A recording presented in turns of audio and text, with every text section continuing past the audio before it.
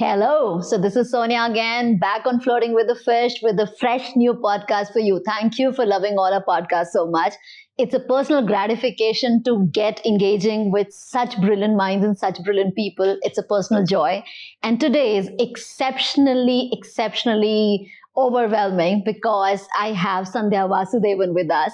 She is somebody that anybody in the banking sector dare not know. So she is a advisor, strategic advisor. She's been an independent director, a board advisor. She's been the former managing director of Deutsche Bank and Thomson Reuters. Yes. So those labels that we can only just think about, interacting with a person of that kind of an experience is here with us on the podcast. So that's Sandhya Vasudevan. Thank you for joining us. Thank you so much, Sonia. Lovely to be here. It's absolutely an honor, and you know that. It means a lot. So, like I said, that I wanted to really do this podcast with you because in this short while that I've known you, every time I speak with you, there is hope, there is faith, there is courage, and there's an unconditional support that I experience from you. And I really want more people to know that a person like this exists and who you really are. That's really disconcerting when you put it like that. Say, that's modesty thy name.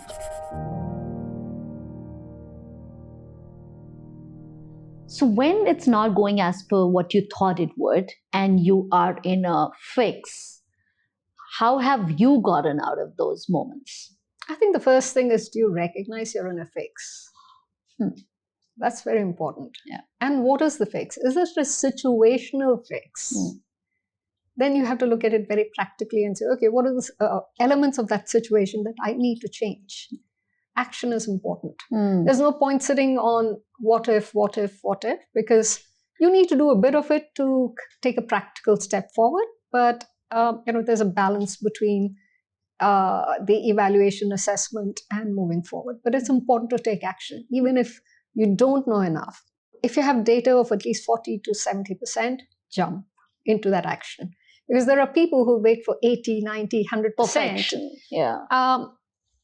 It is very difficult to get that. So at least, my range is between 40 to 70. But there's the other bit, which is more the psychological element, which is very important to recognize. Why is it so difficult to move ahead? And there are different techniques, and people can use whatever techniques they want, whether they choose to go to somebody to get, have that conversation, whether they go for meditation, whatever the mechanisms. There are hundreds of mechanisms. But it's important to understand what is the internal barrier, your emotional angst, maybe your past experience, whatever it is, what is it that's holding you back in that situation? Quite often, the external situation is a non-issue compared to the internal landscape that you need to traverse. That's the more difficult one. That's the more difficult one. What are your parameters of making choices? Good one. Sorry. I have my right brain and my left brain. So obviously you look very pragmatically saying, this is the decision I have to make. Boom, boom, boom. What are the practical issues that you look at it? That's one practical element. The second element is there are trusted people for different topics that you go to and say, hey, how do you see this? So I'm very clear that they provide a perspective. I don't necessarily listen to them without whatever it is. So for example, my father was never comfortable with me going down an entrepreneurial route. Okay, if that makes him very uncomfortable, what else can I do that will make him comfortable, but I'm also happy doing it? So it's a question of you look at lenses from which people you trust in that area provide input. Then at the end of the day, it's your gut. I listen a lot to my gut. And over the years, that has been a very strong element for me. Call it gut, call it something bigger than yourself that helps you provide some guidance. All right. What are the things that you've been chasing? The title of the podcast is Flirting with a Fish. And the context is, the fish here is our dream or a vision or a mission, right? Or a responsibility. It's like a fish because you try and hold it, but it slips away. It's not going to be so easy, but you do want to hold it. And flirt because, that's a sentiment that everybody else tells you not to do. Don't flirt, right? But you're so in it, you really want to do that, right? Okay. So that level of madness, what I is have it? two things that drive me. One is a sense of freedom, and the other sense of growth. Both? Both. At different points, different things. And I'm not talking about freedom. For me, the freedom is I need to be able to make my choices consciously. It may be the choice that at this point, these are the constraints or situations of my life, I choose to be in there. Now, so typical one is you have elder care. You'll have people saying, you can leave them in a separate house, put all the support system in there, put them in a home, have them in your own home. So each of it has a plus and minus. Yeah. You make your choice. The condition is you have elder care. What are the choices you're making and why? That is, when you make the conscious choice, that is freedom in a way. Yeah. With freedom comes obviously responsibility and consequences of the choice you make. But if you're consciously making the choice, that is okay. The other, and that has been something that's probably stayed with me from when I was in my school days, maybe earlier, I don't know.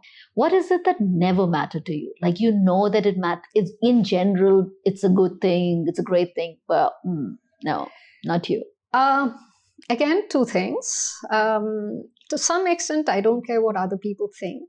I think about it only to the extent that, hey, if I'm working for a certain company, what are the rules of that company? I need to be aware in order to manage it, so that as long as I'm playing that game, I need to be part of that game. So, but in and of myself, it's okay. That's not what drives me. It is more about, I want to be in that space for whatever reason. Therefore, I need to manage it. So that's march to your own drummer. That's one part of it. The other is the usual conversation that comes about with money. For me, again, money is a tool so that I have the degree of freedom that I want. Beyond that, for different people, it means different things. For me, it's more, it is important, you need it, but it's not necessarily, the outcome in and of itself is not what I look for there. And you saying that who's been in the financial sector where can be obsessed with money. I think it's a space where I think it's important to create abundance.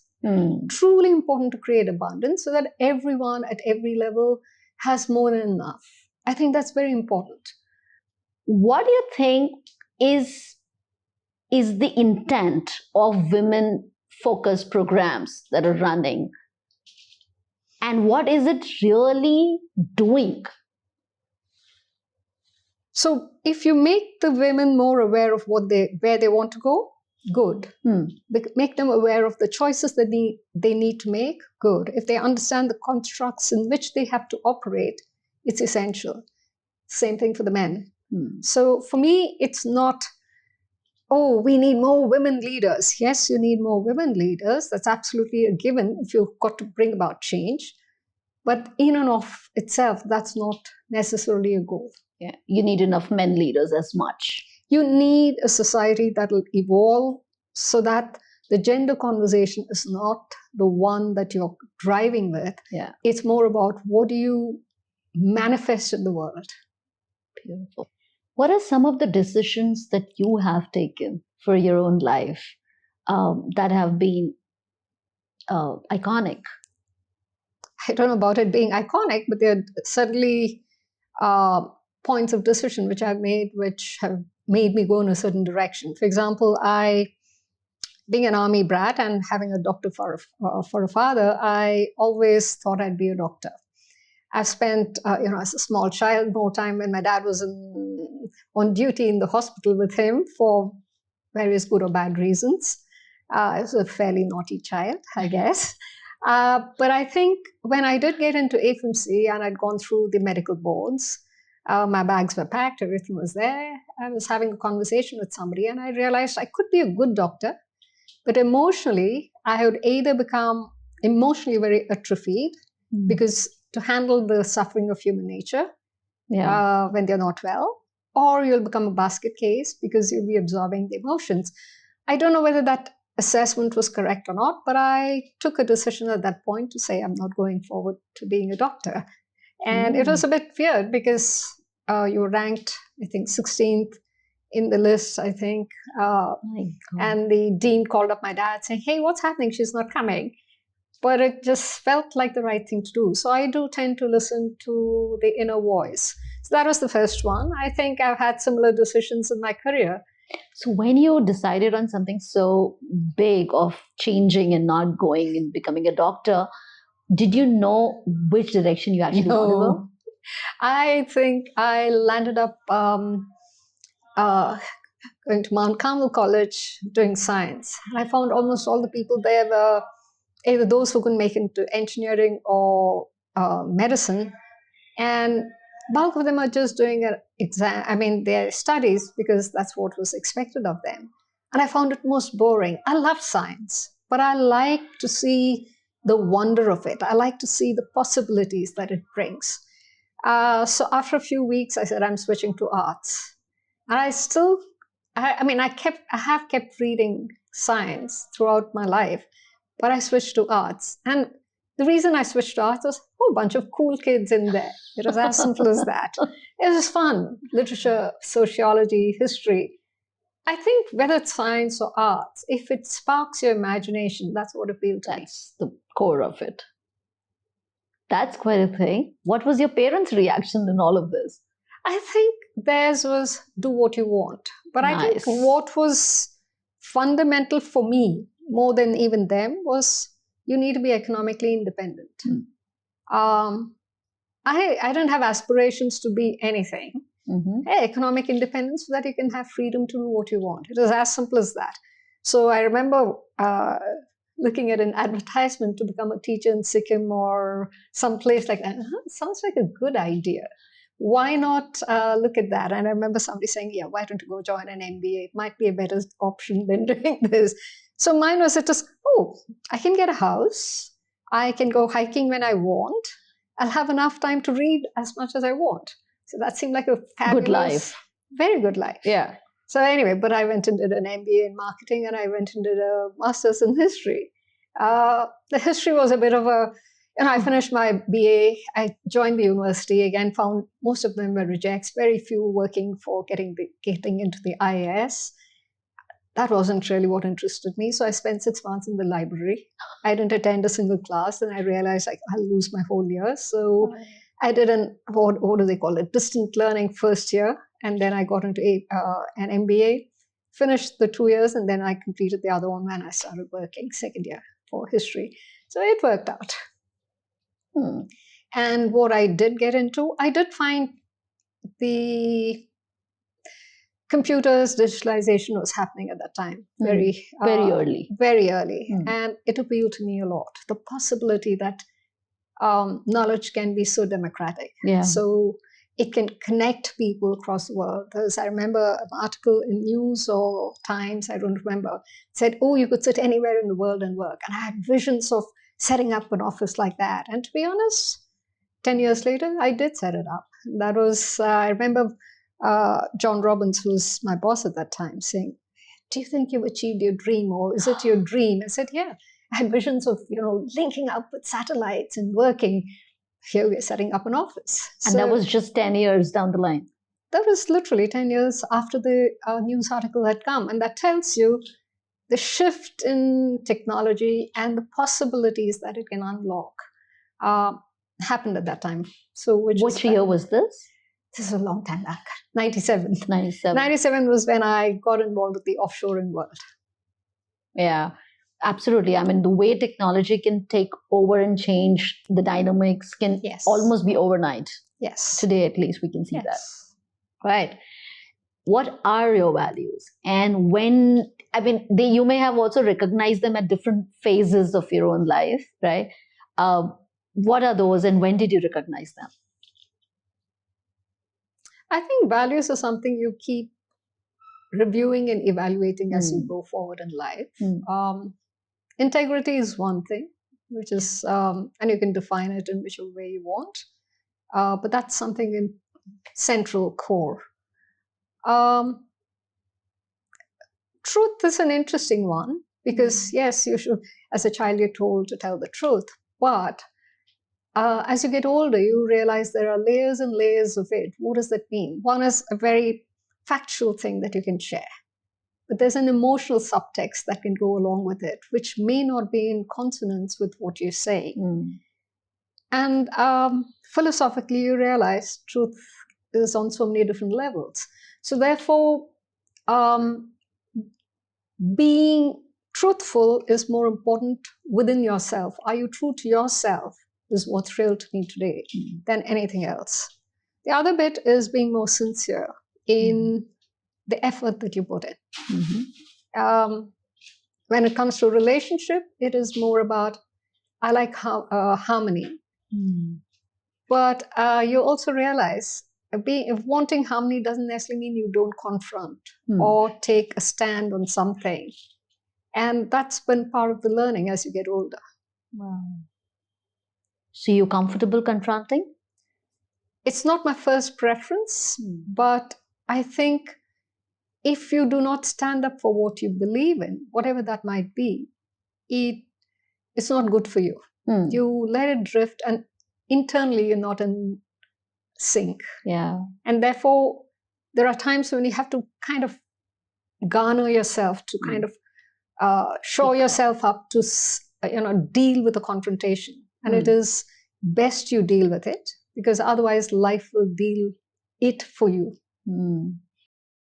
How do you prepare yourself to confront something which you rather not? Okay, let me start with one thing.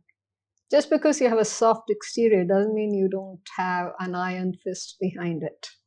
I've had a number of people, I remember the group chief, John Robbins, saying, he looked at me for the first time and he said, people will underestimate you. Use that to your advantage. I've had another person, somebody very close to me, say that at the end of the day, you don't need to be brash on the outside. I need to get an outcome. I'm not interested in making you think I need to get an outcome. I'm more interested in the outcome itself. So, which means it's more important to focus on what you want to drive. If, as part of that, you need to have a public position, sure, take it. But otherwise, figure out a way to get the outcome. What have been your strategy to work with large group of people and yet achieve the biggest of the stuff? I think the most important thing for any leader in these kind of things is, can you inspire the individuals to do it for themselves? So if you connect their personal drivers with something larger than themselves, a lot of people will sign up for it. So when we started the offshoring stuff, a very simple thing was, hey, if you employ somebody at home, you can have maybe 3, 4, 5 people you can employ. Whereas if you do your job well, you could probably grow the organization more. This is your contribution to something bigger. Makes a lot of people feel, yeah, I can do something more. And that sense of connect to something bigger. That's what we typically talk about, inspiring leadership. Yeah. So, like that I work a lot with the artists. And the artist community has a taboo on finance, money, right? It almost is a parallel to passion, So they always sort of keep that behind. Of course, everybody wants it, but they would rather trade it off with an opportunity to be seen, to be heard, to be presented. Tell us something from your entire experience and your wealth of understanding finance and money, that when somebody doesn't have a structure of income, a regular structure, a monthly structure, how do they even go about thinking about sort of being stable and being self-sufficient when you don't really know how much money are you going to get, when it is going to come? It's a very tough question, because that's not been my life lived experience. So anything that I say comes from, call it my imagination or what I've seen around, and therefore it's that kind of perspective. Having said that, I think all human beings need to build certain basic skills for living. And if understanding how to manage your money is a basic skill, it needs to be learned like a muscle being built. So you can't have the thought process saying, oh, I'm not driven by that, I will not do it, and then expect the rest of the world to take care of you. There's a fantastic book written by the brother and sister, the guy who wrote Rich Dad, Poor Dad. His sister and he have written a book. Okay. The sister is a Buddhist nun. Okay. And while this guy has gone off to being an entrepreneur, how to create money, that has been his driver. This lady was being part of a sangha. Money is not something I want. Society will take care of me if I need it.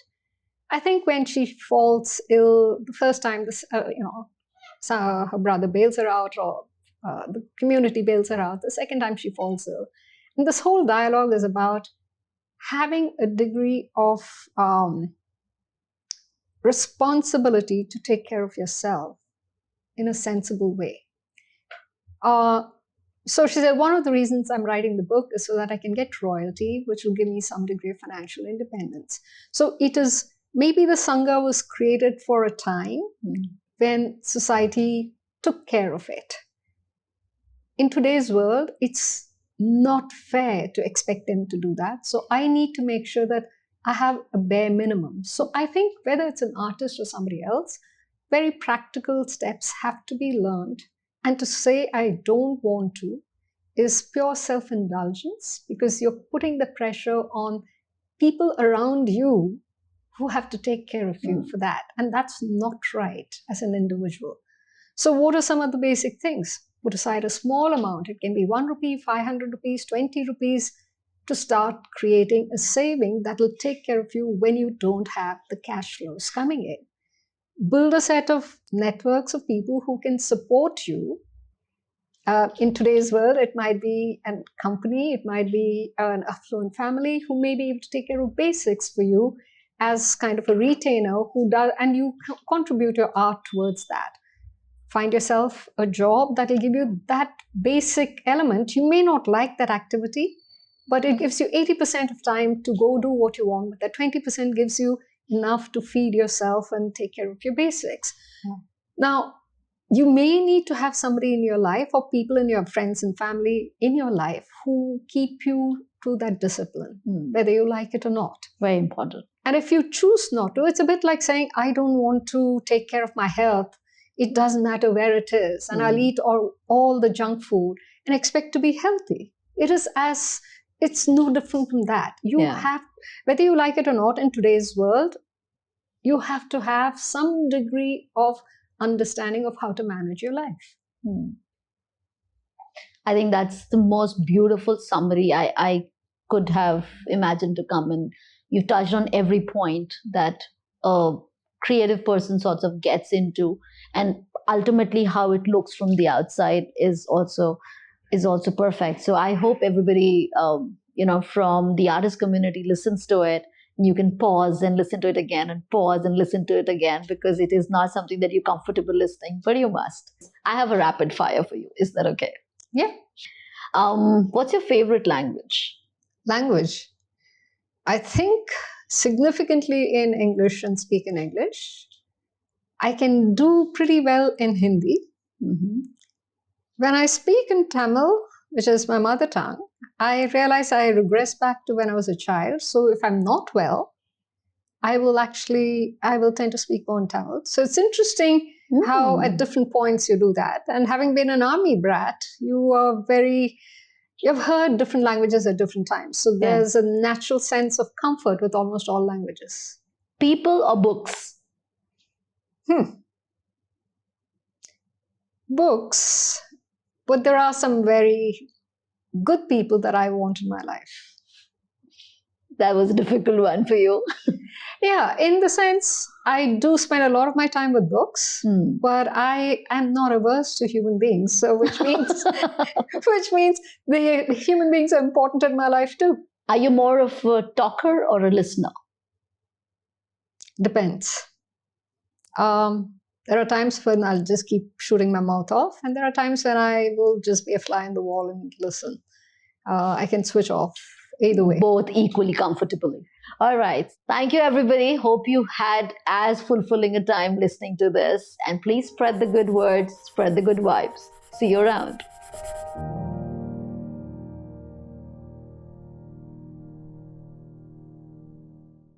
How was it? I really hope you enjoyed this podcast because Sandhya Vasudevan, the ex-MD of the Deutsche Bank, doing wonders in India. शायद आपने सुना होगा, शायद नहीं सुना होगा, but the way she has opened up right here in this conversation is not something that she is normally doing around. So I really hope that you connected with one critical point where she talks about the internal inquiry versus the external environment. So for Sandhya, external environment, all set. इतनी बढ़िया life और कौन जी रहा होगा. हम सब चाहते हैं कि ऐसी कोई लाइफ मिल जाए हमको. And of course, मिलती नहीं है, बनानी पड़ती है और उन्होंने बनाई. But she had that, right? But that internal inquiry wasn't done for her. She wasn't really done at where she was. And she talks about balancing that, bringing that balance, going after what you're chasing, and first of all, recognizing what you're trying to get to. So I really connected to that point, and I hope it was the same for you. If not, do let us know what really worked for you in this conversation. Keep flirting with the fish. And of course, there are two more podcasts that you must listen to.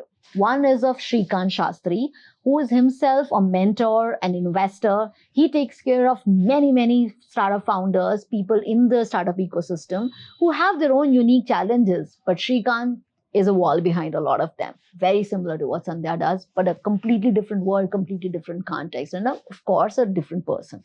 Another person that you must listen to is Premlata Punya. Led a very cushioned life, comfortable, worked her asses off to reach where she did. But then it was comfortable and she could have just been there. Doesn't need to shake it around. But she did and completely came back to India, leaving all of that behind her because at least वो जो उनको अच्छा मिला था life में वो चाहते थे कि औरों को भी मिले. उनको अच्छा मिला because उनके पेरेंट्स ने सपोर्ट किया, उनकी वैसी अंडरस्टैंडिंग थी. जरूरी नहीं कि सब कर पाए. बट अगर किसी के लिए कोई और उनका फैमिली मेंबर नहीं कर पाए तो that is the stand that Premlata took. But how she did is unique. And of course, Sara thorna bata dungi, you have to listen to the podcast for that. So I hope you enjoy all of that. Keep flirting with the fish.